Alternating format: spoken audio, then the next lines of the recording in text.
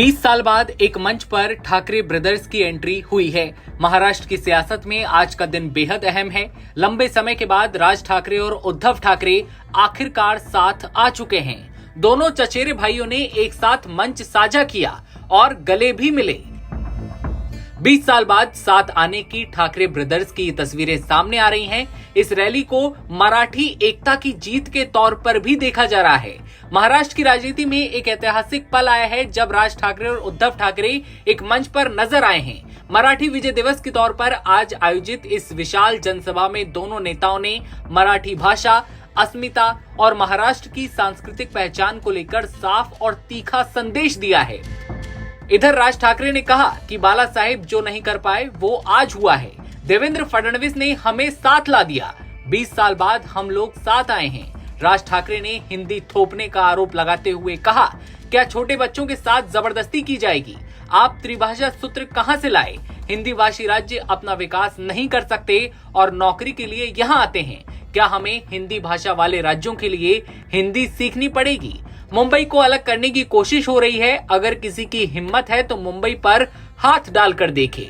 उद्धव ठाकरे ने भी आज हुंकार भरी और कहा कि आज मेरे भाषण से ये जरूरी है कि आज हमारे बीच में जो अंतर था वो अनाजी पंथ ने दूर किया है।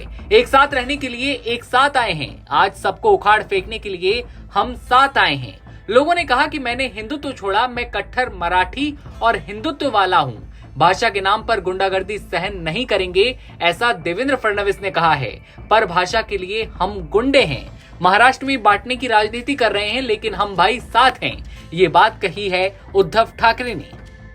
इस रैली के माध्यम से ठाकरे ब्रदर्स ये संदेश देना चाहते हैं कि मराठी स्वाभिमान और भाषा के लिए अब राजनीतिक मतभेदों से ऊपर उठने की जरूरत है। हालांकि इस मंच पर शरद पवार और कांग्रेस नेता हर्षवर्धन सबकाल की गैर मौजूदगी भी चर्चा का विषय रही है। मनसे की ओर से न्योता भेजा गया था, लेकिन वे रैली में शामिल नहीं हुए। जानकारी के लिए बता दें कि इस मुलाकात के लिए राज ठाकरे अपनी पत्नी शर्मिला और बेटे अमित ठाकरे और बेटी उर्वशी के साथ पहुंचे थे। उद्धव ठाकरे भी अपने परिवार के साथ पहुंचे, जिसमें उनकी पत्नी रश्मि और बेटे आदित्य और तेजस साथ रहे। राज ठाकरे ने यह भी कहा कि भले ही बच्चे अंग्रेजी मीडियम में पढ़े, मगर मराठी का अभिमान खत्म नहीं होना चाहिए।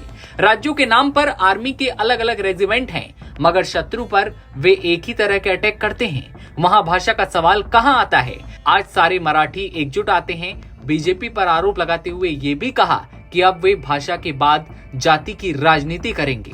ऐसे में 20 साल बाद राज ठाकरे और उद्धव ठाकरे यानी कि ठाकरे ब्रदर्स एक मंच पर आए हैं। महाराष्ट्र की राजनीति में आज का दिन बेहद अहम माना जा रहा है।